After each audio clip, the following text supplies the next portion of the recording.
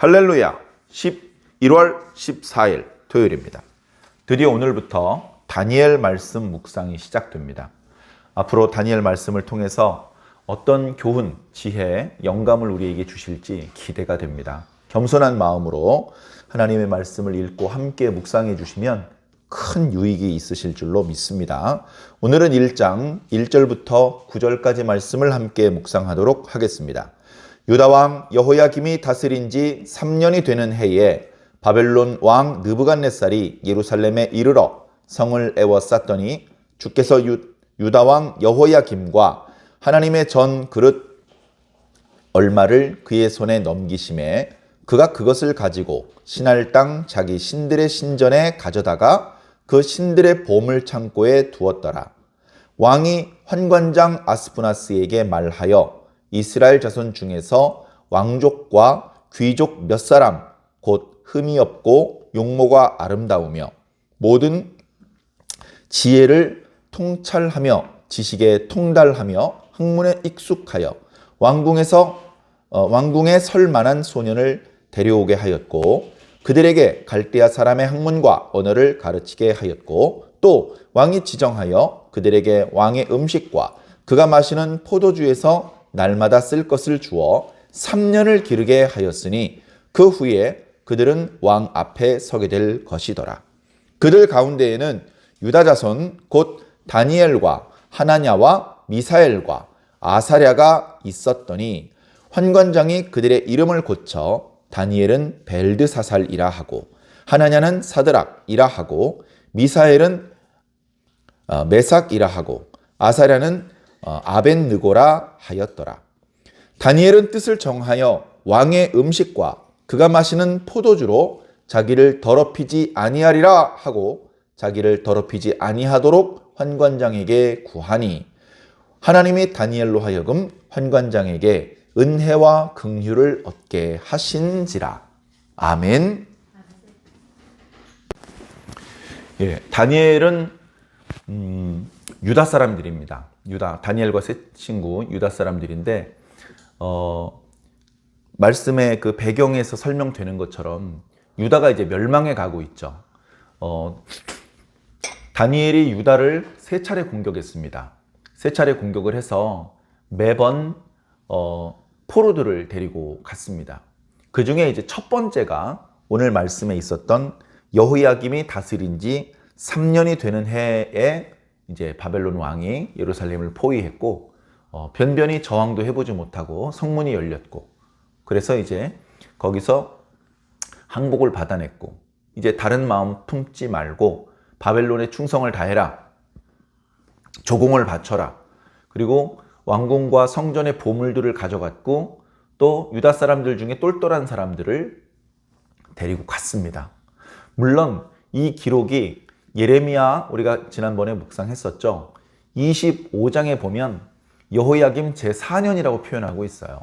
오늘 말씀엔 제3년이라고 표현하고 있는데 이것은 두 차례에 걸쳐서 포로가 이제 포로로 끌려가는 일이 발생된 것은 아니고요. 그렇다고 성경이 흠이 있어서 오류, 잘못된 기록이 되었느냐 그런 것도 아니고요.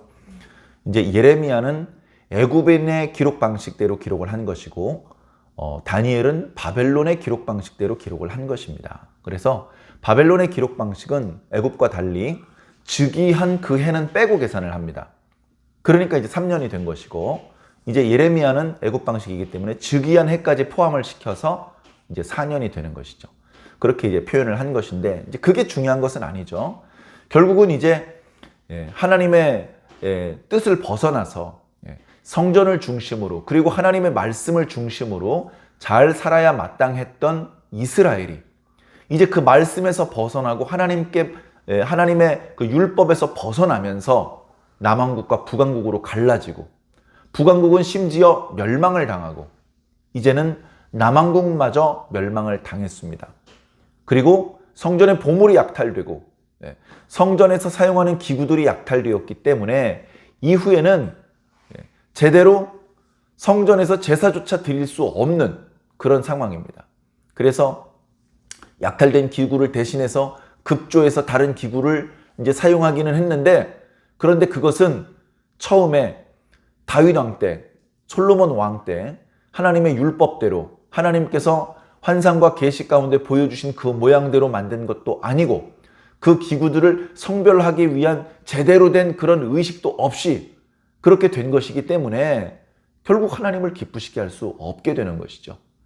그 성전을 중심으로 하나님의 백성들이 하나님의 말씀대로 살기를 바라셨는데 결국 백성들의 마음이 하나님을 떠나고 그들의 삶이 말씀을 떠났을 때 하나님도 유다를 떠나서 더 이상 그 성전은 유다 백성들을 지켜주는 그런 어떤 보호할 수 있는 힘이 없는, 그들을 지탱할 수 있는 기둥이 되지 못하는, 그래서 불탈 수밖에 없고 무너질 수밖에 없는 성전이 될 수밖에 없었습니다.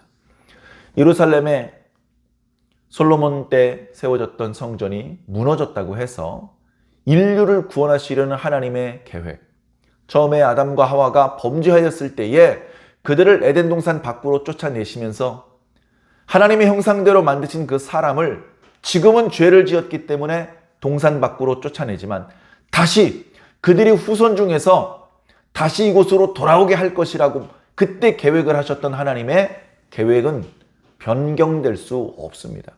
그래서 예루살렘에 있는 성전은 이제 더 이상 무너지고 없었고 그곳에 있는 기구들 모두 약탈을 당할 수밖에 없었지만 하나님께서는 포로 중에 계셨던 유다인들과 함께 하셨고 그리고 그들의 힘이 아닌 하나님의 힘으로 유다 백성들을 언약의 땅으로 귀환하게 하셨으며 그곳에서 메시아가 나게 하셨습니다. 이처럼 하나님은 단 한순간도 우리를 구원하시려는 계획을 포기하신 적이 없습니다. 하나님께서는 강하시기 때문에 또 지혜로우시기 때문에 당신이 뜻하신 바를 반드시 성공적으로 이루실 것입니다. 문제는 하나님의 뜻이 이렇게 짠 하고 이루어질 때 우리가 어느 자리에 서 있을 건가 이런 겁니다. 우리가 멸망받는 사람들이 모여있는 곳에 서 있을 것인지 아니면 축복받고 구원받는 자들의 무리들에 속해 있을 것인지 그것은 우리가 정신을 차리고 오늘 하루하루를 어떻게 살아가느냐에 따라 달라질 수 있다 생각하시고 최선을 다해 주시기를 부탁을 드립니다.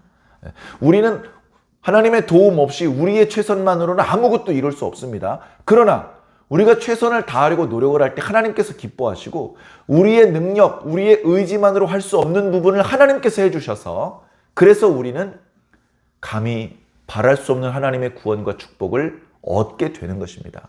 자, 다니엘 말씀을 묵상하면서 계속해서 하나님의 뜻을 살펴보시기 바랍니다. 자, 다니엘은 3번에 걸친 포로로 끌려가는 과정 중에 제1차로 끌려갔습니다. 그리고 유다는 아직 멸망하지 않았어요. 다니엘이 어렸을 때 끌려왔겠죠? 네. 어렸을 때 끌려왔는데 유다는 아직 멸망하지 않았어요. 그때 아직도 유다에서는요, 예레미야 선지자가 활동하고 있었습니다. 예레미야 선지자가 요시와 여호아하스, 여호야긴, 시드기야 왕의 시대에 걸쳐서 계속해서 예언 활동을 하고 있었어요. 그런데 동시대에 하나님께서는 바벨론 포로로 끌려온 유다인들을 위해서 이제 다니엘을 준비하고 있습니다. 다니엘의 아버지가 누군지, 그가 어느 족속인지 유다 지파라는 것 이외에는 아무런 정보가 없습니다. 근데 그게 뭐가 중요하겠습니까? 아무도 모르지만 그가 그동안 그렇게 돋보이는 입장이 아니었겠지만 물론 그는 왕족 또는 귀족 중에 한 명이었을 것입니다. 그런데 하나님께서 준비하고 있던 사람이라는 뜻이죠. 이때 바벨론은 자기가 정복한 나라의 정복민 중에서 어린아이들을, 그것이 8살인지 10살인지 지금 정확히 기억은 안 납니다만 그런 어린아이들을 다 선발을 해서 바벨론으로 데리고 왔습니다. 선발 기준은 2가지입니다. 일단은 외모가 잘생겨야 돼요. 건강해야 되고 흉터나 아니면 장애가 없어야 됩니다. 거기다 잘생겨야 됩니다. 피부에 흠도 없고. 그 다음에 2번째는 똑똑해야 됩니다. 뭘 가르쳐주면 빨리빨리 이해하고 계산해내고 기억해내고 이런 능력이 탁월해야 됩니다. 그런 것들을 테스트를 해봐서 합격된 사람들을 따로 모았습니다. 유다 사람들만 특별히 그렇게 한 것이 아니고 바벨론이 점령한 모든 지역에서 그 녀석이 피부가 하얗든지 검었든지 머리카락이 금발이든 흑발이든 생머리든 꼬불거리든 그런 것을 차별하지 않고 능력에 따라서 인재를 선발했던 것이죠. 자, 그렇게 했는데 유다 사람 중에는 다니엘과 하나냐와 미사엘과 아사랴가 선발이 된 것입니다. 벌써 이름이요. 이름이 기분이 좋아요. 자, 이스라엘에서 이스라엘 사람들이 신으로 떠받드는 분, 그분을 가리키는 단어가 크게 두 가지가 있습니다. 하나는 엘로힘, 줄이면 엘. 그 다음에 하나는 여호와, 줄이면 야. 그래서 할렐루야, 엘리야, 야에는 여호와 하나님의 그 거룩하신 이름 중에 일부가 축약돼서 들어가 있는 거예요. 그래서 엘리야후, 여기에는 엘도 있고 야후도 있죠. 이건 뭐냐면 나의 하나님은 여호와시다라는 의미예요. 엘리야의 이름의 뜻 자체가. 그래서 이스라엘, 다니엘, 사무엘, 가브리엘, 미카엘, 엘자가 들어가면 그 이름에 하나님이라는 뜻이 포함된 거예요. 그런가 하면 야도 마찬가지죠. 야. 금방 말씀드린 엘리야도 그렇고요. 할렐루야, 여호와를 찬송하라. 그렇게 야. 그런데요, 지금 말씀드린 유다 소년 4명, 다니엘, 하나니야, 미사엘, 아사리야, 여기에는요 그 이름 속에 하나님이 들어있어요. 그래서 그 이름의 뜻을 말씀드리면 이렇습니다. 다니엘은, 다니엘의 이름의 그 본래 뜻은 하나님이 판단하셨다. 하나냐의 이름의 뜻은 여호와께서 은혜로우시다. 미사엘의 이름의 뜻은 누가 하나님이신가? 아사랴의 이름의 뜻은 여호와께서 도우신다. 이름만 들어도 은혜가 돼요. 그래서요, 여러분, 이름도 잘 지어야 됩니다. 여러분, 자녀들의 이름을 잘 지으십시오. 결혼하지 않은 분들도 이 다음에 결혼해서 자녀를 얻게 되면 어떤 이름을 붙여줄까 미리 마음속으로 생각하시고 기도하시면 복될 줄로 믿습니다. 그 자녀가 살면서 여러 유혹을 받을 수도 있고 또는 이렇게 음침한 골짜기 같은 데를 지나가는 순간도 있겠지만 그 이름에 담겨져 있는 능력 때문에 곧 거기서 벗어져 나와서 하나님께 축복을 받을 수밖에 없는 자리로 나올 겁니다. 이름을 잘 정해 주시길 바랍니다. 자, 그런데 문제가 있어요. 유다가 망했어요. 그래서 그 뒤에 보니까 이름을 바꿔줘요. 이름을 바꿔요. 나 이름 바꾸기 싫은데요? 저 그냥 원래 이름을 쓰고 싶은데요? 까불지 마, 이름 바꿔. 그래서 사실은 여호야김도요, 원래 이름은요 엘리야김이었어요. 엘리야김이었는데 야, 너 이름 여호야김으로 바꿔. 그렇게 바꿨습니다. 그 싫다고 안 바꿀 수가 없어요. 왜? 나라가 약하니까. 나라가 망해가고 있으니까. 바벨론은 강대국이니까. 자, 그래서 이름이 바뀌었는데요. 바뀐 이름은요, 여호와의 이름 또는 엘로힘, 이런 하나님의 이름이 없어요. 그 이름에는요 전부 다 바벨론의 신들의 이름이 들어가 있어요. 바벨론의 신들의 이름 중에 바벨론의 대표신이 마르둑이거든요. 마르둑, 또는 벨이라고 불렀어요. 그리고 이제 또 느보라는 신이 있었고 또 아코라는 신이 있었어요. 그런 신들의 이름이 지금 이제 유다의 4명의 소년의 이름, 바뀐 이름 속에 들어가 있는 거예요. 자, 그래서 자, 다니엘은 뭘로 바뀌었냐면요, 벨드사살로 바뀌었어요. 벨이 바벨론의 신의 이름이잖아요. 그래서 벨이 그의 생명을 보호한다, 이런 뜻이랍니다. 사드락, 락에 아코가 들어요. 사드라코, 아코의 명령. 그다음 메사코, 거기에는 누가 무엇이 아코인가. 그 다음에 아벳느고는요 원래 아벳느보예요. 그래서 이름의 뜻은 느보를 섬기는 자. 상당히 억울했을 거예요. 난 느보가 아니고 여호와 하나님만을 섬긴단 말이야. 그러나 지금 포로로 끌려온 마당에 이름을 내가 결정할 수가 없어요. 그래서 어떡합니까? 바벨론 사람들과 함께 생활할 때는 그 사람들이 지어준 바벨론식의 이름을 씁니다. 근데 유다 사람들끼리 만나면요, 히브리어 방언을 쓰고 히브리어로 된 자기만의 이름을 사용을 했습니다. 그래서 다니엘서를 보면요, 다니엘의 세 친구는 그냥 바뀐 이름, 사드락, 메삭, 아벳느고, 이 이름을 많이 쓰고요. 다니엘은요 벨드사살이라는 이름을 지어 주었지만 그 이름은 몇 번 안 나오고 대부분 다니엘이라는 이름이 많이 쓰여지고 있고요. 후대에도 이것을 벨드사살서라고 하지 않고 다니엘서라고 명명을 해서 지금도 그렇게 하고 있습니다. 다니엘은요, 우리가 본받으면 좋은 그런 것들이 너무나 많이 있어요. 예. 그 중에 하나가 이제 오늘 본문에 나오는데요. 이제 그 뒤에 나오겠지만 다니엘은요, 기도의 모범을 보였어요. 성경에 기도의 모범을 보인 분이 많죠. 예수님도 기도의 모범, 히스기야도 기도의 모범, 예? 또 뭐 많죠. 누구 생각나는 사람, 사무엘도 기도의 모범, 또 뭐 모세도 기도의 모범, 예. 기도의 모범을 보인 사람들이 너무나 많아요. 그런데 그 중에 하나가 다니엘이에요. 다니엘. 우리가 기도할 때에 소리를 내서 큰 소리로 통성으로 기도할 때에 그냥 기도하지 않고 주여 삼창하고 기도하겠습니다 라고 말하고 주여 주여 주여 크게 3번 외치고 기도를 할 때가 있어요. 그건 그렇게 하면 괜히 멋있어 보이니까 하는 게 아니고요. 성경에 나오니까. 다니엘이 그렇게 기도했기 때문에 우리가 다니엘처럼 기도하기 위해서 주여 3번 외치고 기도를 하는 거예요. 그리고 우리 한국교회에서 가을만 되면요, 모든 교회가 참여하는 건 아니겠지만 다니엘 기도회라고 해서요, 연말에 교회와 그리고 나라를 위한 기도 모임이 있어요. 한 곳에 모이는 것은 아니고 각 지역 각 교회에 떨어져서 기도회를 하지만 영상으로 같이 말씀의 은혜를 받고 다 같이 기도를 하고 있습니다. 그런 기도의 어떤 운동에 어떤 모범적인 이름이 다니엘 이름. 그래서 다니엘 기도회라는 이름을 붙이고 있는 거예요.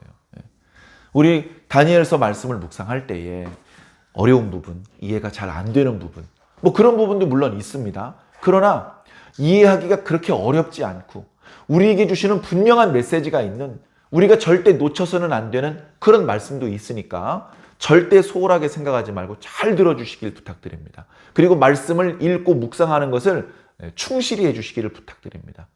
혹시 오늘 묵상 안 하신 분 괜찮습니다. 오늘 이제 다니엘 1장 맨 앞부분이고 분량도 짧아요. 그러니까 지금 주무시기 전에 얼른 묵상을 마저 하시고, 그리고 또 계속해서 다니엘 12장까지 말씀을 충실하게 묵상을 해주시면 말씀 묵상이 끝날 때쯤에 엄청난 영적인 부자가 되어 계실 줄로 믿습니다. 자, 다시 앞에부터 말씀을 한번 정리해 보도록 하겠습니다. 자, 유다 왕 여호야김이 다스린 지 3년, 애굽식으로는 4년이 되었을 때 이제 유다가 바벨론을 반대하고 애굽을 가까이 하는 정책을 펴니까 바벨론 군대가 쳐들어왔습니다. 예루살렘 성을 포위를 했죠. 꼼짝없이 항복을 하고 성문을 열어주었습니다. 그리고서 앞으로는 바벨론 형님 말씀을 잘 듣겠습니다.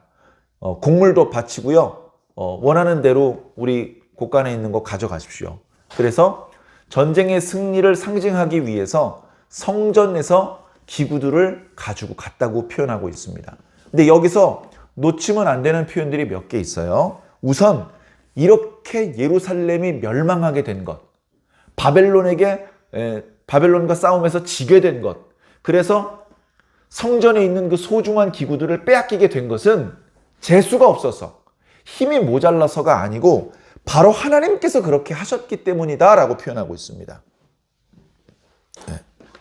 자, 2절에 주 하나님께서 여호야김과 성전 그릇 일부를 바벨론 왕 느부갓네살의 손에 넘겼다는 거예요. 자, 느부갓네살이 어떻게 했습니까? 여호와의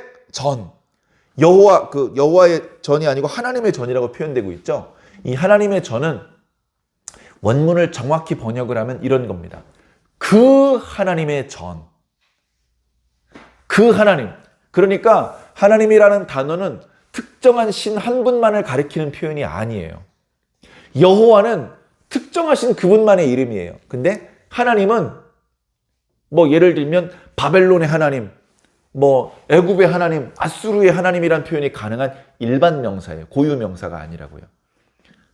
그런데 그런 여기도 하나님이라고 말하고 저기도 하나님이라고 말하는 그 하나님 말고 유다인들이 말하는 그 하나님, 그 하나님의 성전이라는 뜻이에요. 그 하나님은 몇 분이죠? 한 분, 오직 한 분. 그러니까 문법적으로도 단수 명사를 사용하고 있어요. 그렇죠? 자, 느부갓네살 왕이 그 하나님의 성전에서 그릇 일부를 가져와요. 그래서 어디로 가져갑니까? 신할 땅, 자기네 나라의 신전이 있는 곳으로 가져갑니다. 근데 그냥 신전이라고 말하지 않고 뭐라고 말하죠? 신들의 신전. 신이 하나가 아니에요. 바벨론은 최고 신을 무로닥이라고 말하고 마루둑이라고도 표현하죠. 그리고 벨이라고도 표현하고, 그리고 그 위에 아코라는 신도 있고 느보라는 신도 있고 다양한 신들이 있는데, 그 신들의 신전 중에 그 창고에다가 넣어두었던 거예요. 이것만 봐도 어떻게 보면, 자, 두 나라가 싸워서 전쟁을 해서 한쪽 나라가 이기면 그냥 국력이 강해서, 군대가 강해서 이긴 것이 아니고, 두 나라를 각각 지켜주는 신들의 전쟁인데 한쪽 신이 이겼다, 이런 생각을 하기 쉬워요. 고대 사람일수록 그런 생각을 가지고 살았습니다. 그러면 마루둑과 여호와가 붙었는데 누가 이긴 거예요? 마루둑이 이긴 거예요. 그래서 마루둑이, 야, 니네 그 여호와라는 신은 허약해 빠져가지고 너희 민족을 지켜주지도 못하는 신이니까 니네 신한테 제사 드리지 마. 니네 신전에서 제사할 때 쓰는 기구 내가 가져갈게 해가지고 그 기구를 여호와 하나님의 성전이 아닌 마루둑의 신전에다 갖다 놓은 거란 말이죠.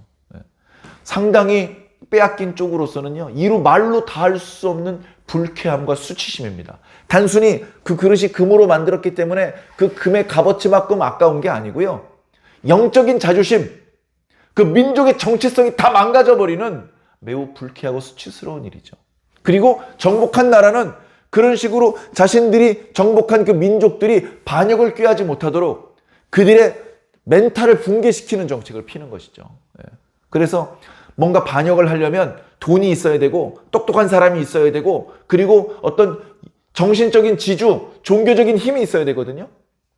그러니까 어떻게 합니까? 돈 다 뺏어가고요, 종교활동 못하게 기구들 뺏어가고요, 똑똑한 사람들 다 뺏어가는 겁니다.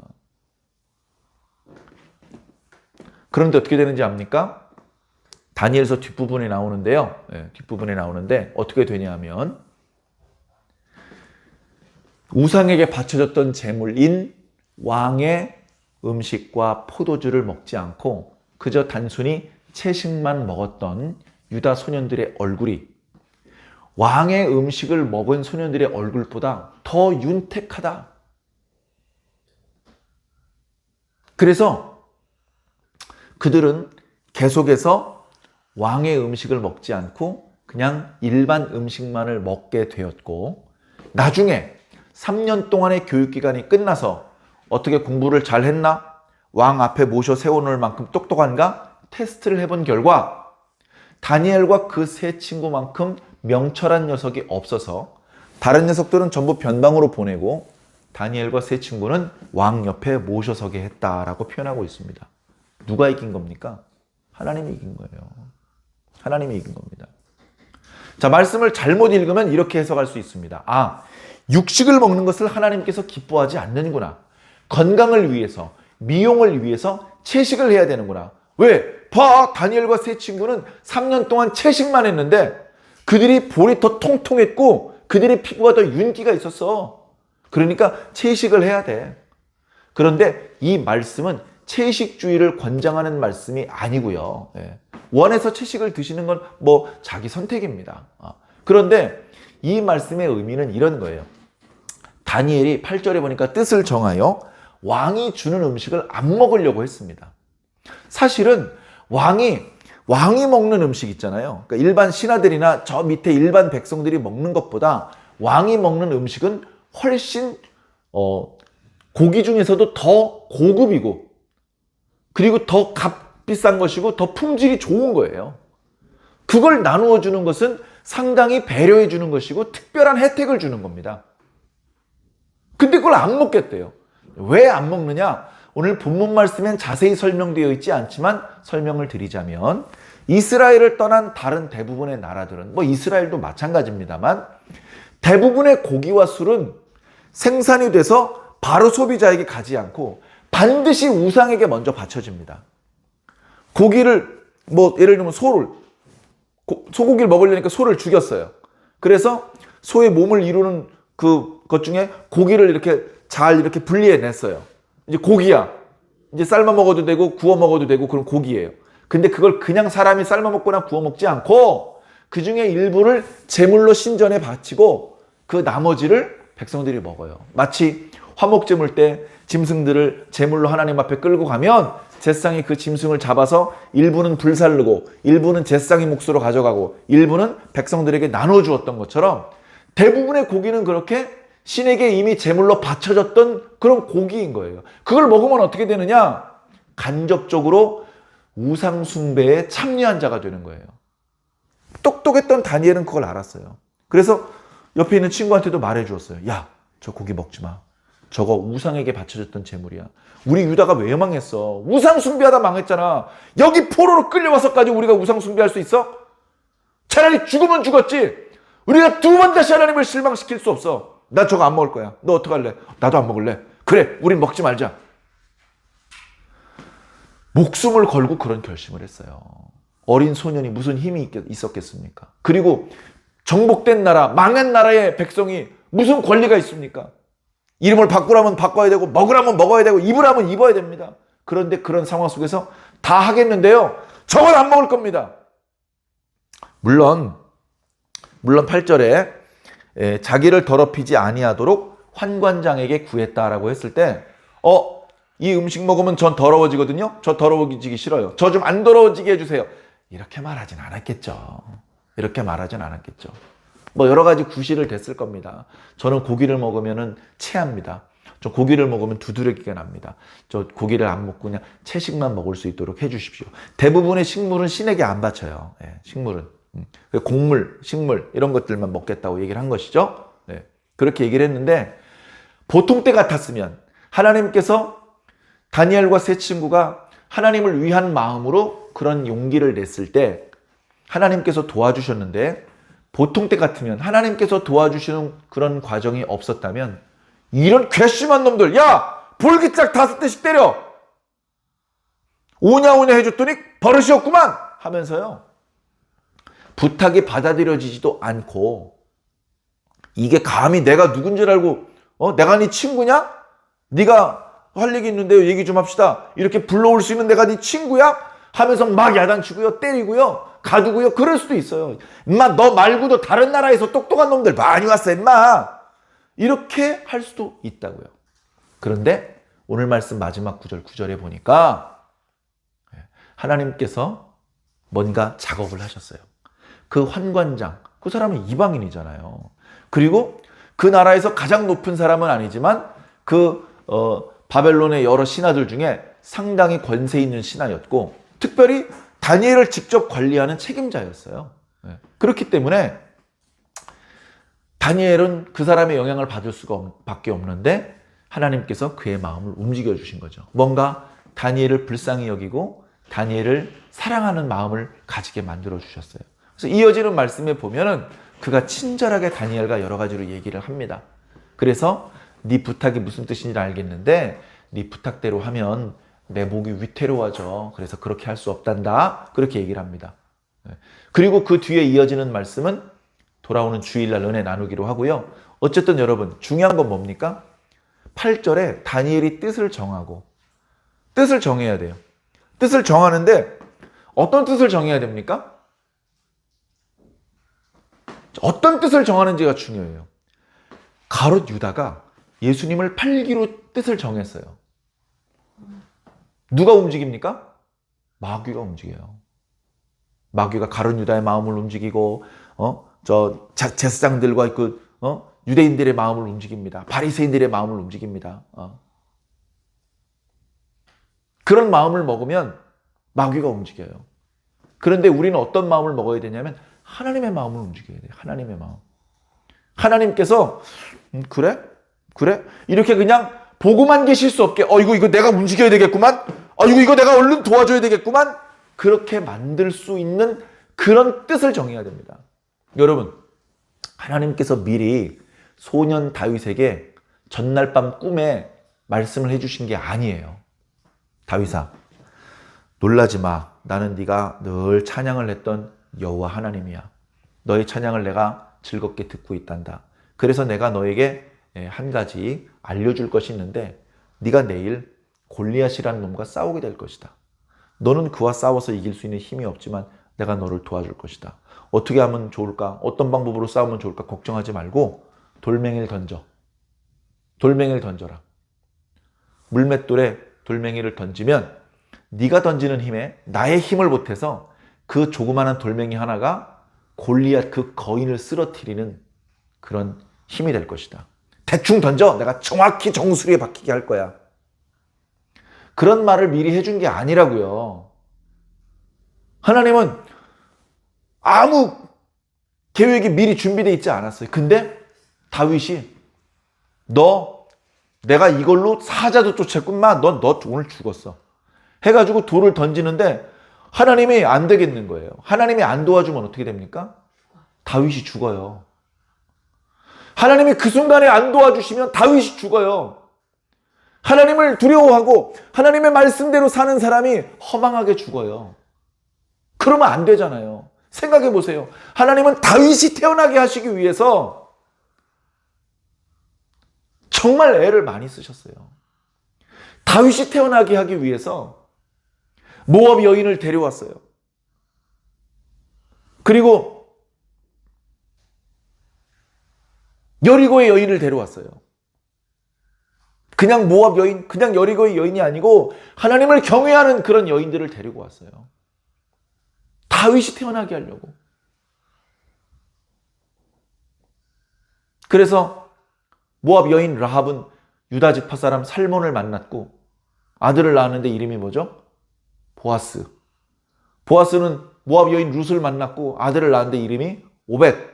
오벳은 아들을 낳았는데 이새. 이새는 아들을 8명을 낳았는데 8번째 아들이 다윗. 다윗의 자손 중에서 모든 유다의 왕들이 나왔고 예수 그리스도께서 오신 거예요. 다윗은 중요한 인물이에요. 하나님께서 원하시는 성전을 건축할 수 있는 기틀을 다진 왕. 하나님의 뜻대로 그 주변 모든 나라들을 복속하여서 하나님의 이름 앞에 무릎 꿇게 만든 왕. 하나님의 마음을 시원하게 해준 왕. 하나님께서 아브라함에게 주셨던 약속을 완성시켜준 왕. 죽을 때까지 단 한 번도 우상 숭배를 하지 않은 유일한 왕. 하나님의 마음에 합한 자. 그 다윗이 죽는다고요. 하나님이 가만히 있을 수 없어. 안 되겠네. 야 빨리 아무개 천사 가서 다윗 도와줘. 해서 다윗이 골리앗을 물리치고 이스라엘을 구원하게 만든 거예요. 어떻게 뜻을 정하느냐에 따라서 하나님의 신이 움직일 수도 있고 마귀가 움직일 수도 있습니다. 여러분, 하나님께서 기뻐하시는 뜻을 정하시기를 바랍니다. 그러면 하나님께서 반드시 움직일 겁니다. 의심하지 마시고 믿음으로 기도하십시오. 세상 말에도 그런 말이 있더라고요. 안 되면 될 때까지. 안 되면 될 때까지 해봐라. 세상에 안 되는 일은 없다. 되기 전에 포기했기 때문에 안 될 뿐이다. 기도도 마찬가지입니다. 기도해서 안 되는 게 있습니까? 기도해서 안 되는 건 하나님께서 기뻐하시는 뜻이 아니기 때문에 그래요. 하나님께서 기뻐하시는 뜻이라면 내가 기도한 내용은 내가 죽은 후 500년이 지나서 이루어지더라도 반드시 이루어집니다. 그런 믿음을 가지고 함께 기도해 주시기를 주님 이름으로 부탁을 드립니다. 기도하겠습니다. 사랑의 하나님 감사합니다. 이제 앞으로 다니엘 말씀을 통해서 우리에게 얼마나 큰 은혜와 교훈과 영감을 주실지 정말로 기대가 됩니다. 겸손한 마음으로 이 말씀을 읽고 묵상하며 듣게 하여 주시옵소서. 하나님 오늘 말씀에 다니엘이 뜻을 정하여 다시는 하나님을 실망시키지 않고 우상 숭배하다 유다가 멸망했는데 포로로 끌려와서까지 우상을 숭배하는 하나님을 실망시키는 일은 하지 않겠다라고 뜻을 정하였을 때 하나님께서 도와주시고 하나님께서 움직여주시고 은혜를 베풀어 주셨던 그런 모습을 우리가 봅니다. 고마우신 아버지 하나님, 오늘 우리들은 무엇을 뜻하고 있고 무엇을 마음에 품고 있습니까? 하나님, 어리석은 것, 미련한 것, 무익한 것을 마음에 품지 않고 하나님께서 기뻐하시는 것, 그 뜻을 품었을 때 하나님께서 움직이시고 돕고 싶어지는 그런 것들을 계획하고 품을 수 있도록 주님 인도하여 주시옵소서. 그래서 우리가 연약하고 부족하지만 우리를 통해서 주의 이름이 드러나며 우리를 통해서 주의 이름이 높임을 받을 수 있도록 역사하여 주시옵소서. 감사하며 예수 그리스도 이름으로 믿고 기도하옵나이다. 아멘.